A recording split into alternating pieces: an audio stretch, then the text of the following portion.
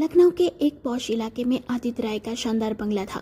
बाहर महंगी गाड़ियां, नौकर चाकरों की चहल पहल, अंदर कीमती सजावट, लेकिन इस पूरे वैभव के बीच उस घर की दीवारों पर अक्सर अजीब सी खामोशी छाए रहती थी।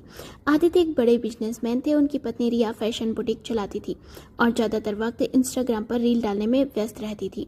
घर में उनकी 12 साल की बेटी पूजा भी थी। सब कुछ था उसके पास, लेकिन हंसी खुशी नहीं थी। एक दिन पूजा ने मम्मी से कहा, मम्मी आज पार्क चले। तो रिया ने बिना नजर उठाए कहा, पूजा आज मेरा शूट है, बहुत ही बिजी हूँ। निराश पूजा पापा के पास गई। पापा पतंग उड़ाएंगे? आदित्य ने लैपटॉप से नजर हटाए बिना जवाब दिया। बेटा आज अभी क्लाइंट कॉल है। छोटी सी बच्ची की आंखें बुझ गई ये सुनकर। महल जैसा घर उसके लिए जेल बन चुका था। उसके माता पिता को समय ही नहीं था उसके साथ हंस बोल ले, खाना खा ले। खाने की टेबल पर भी वे मोबाइल में ही लगे रहते थे। एक दिन मेड छुट्टी पर थी, दूध खत्म हो गया था। रिया ने गुस्से से कहा, मैं दूध लेने भी जाऊँ क्या?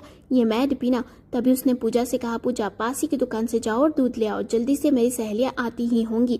पहली बार पूजा अकेली बाहर निकली। गली के मोड़ पर उसने देखा साइकिल पर पकौड़े बेचने वाले रफीक अंकल अपने छोटे बच्चों के साथ फुटपाथ पर हंस बैठकर खाना खा रहे थे। उनकी थाली में बस आलू रोटी और हरी मिर्च थी, पर इतनी हंसी गूंज रही थी मानो दावत हो रही हो। पूजा को दादाजी की याद आई, जो अक्सर रफीक अंकल से मिलते थे। दादाजी के गुजर जाने के बाद उसका वहां आना भी छूट गया था। वह ठिठकी और बोली, अंकल मैं आपके पास बैठ सकती हूँ? रफीक मुस्कुराए और बोले, आओ बिटिया, ये लो गरम गरम चटनी और पकोड़े। खाते हुए पूजा ने मासूमियत से पूछा, अंकल आपके पास बड़ा घर नहीं है, फिर भी आप इतने खुश कैसे रहते हो? रफीक ने सीधा सा जवाब दिया, बिटिया महल का क्या फायदा अगर वहाँ हंसी ही ना गुंजे। हमारे पास भले ही पैसा कम है, लेकिन जब साथ बैठकर खाते हैं, हंसते हैं, तो लगता है जिंदगी ने हमें सब कुछ दे दिया हो। उनकी बातें सुनकर पूजा का चेहरा चमक उठा। वह भी उन बच्चों के साथ जमीन पर बैठकर पकौड़े चटनी खाने लगी। पहली बार उसे सच्चे स्वाद और सच्ची हंसी का एहसास हुआ। वे पकौड़े चटनी भी बहुत स्वादिष्ट लग रहे थे, मानो 56 भोग हो। पूजा दूध लेकर घर लौटी तो रिया ने पूछा, इतनी देर क्यों हो गई? पूजा कुछ कहती उससे पहले ही उसकी सहेलियां आ गई और रिया व्यस्त हो गई।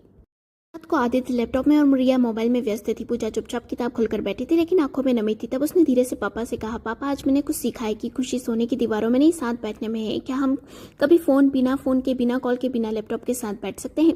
आदित्य और रिया के पास कोई जवाब नहीं था। पहली बार उन्हें अपनी बेटी की आवाज रुआसी और भीगी आंखों ने शर्मिंदा कर दिया था। दोनों सोचने लगे कि पूजा सही कह रही। जिम्मेदारी और पैसों में वो इतना खो गए कि उन्हें कभी परिवार के लिए समय ही नहीं दिया। उन्हें तो याद भी नहीं वे तीनों कब साथ में बैठे, कब बाहर गए, कब हंसी मजाक किया। रविवार की सुबह आदित्य ने सबको चौंका दिया। फोन ड्रॉवर में रख दिया और बोला, आज कोई कॉल नहीं, आज का दिन मेरी बेटी के नाम। और रिया ने भी बुटीक बंद कर दिया। मेड को छुट्टी दी और रसोई में जाकर खुद आलू पूड़ी बनाई। पूजा ने पहली बार पापा को छत पर पतंग उड़ाते देखा, मम्मी को हंसते हुए पराठे बेलते हुए देखा, सबको साथ बैठकर खाना खाते हुए देखा। वह बंगला पहली बार सच में घर बन गया। खुशी बड़ी गाड़ियों और महलनुमा घरों में नहीं आती, वह एक छोटी सी प्लेट पकौड़े और अपने लोगों की हंसी में छिपी होती है। कहानी पसंद आई तो लाइक करें, शेयर करें।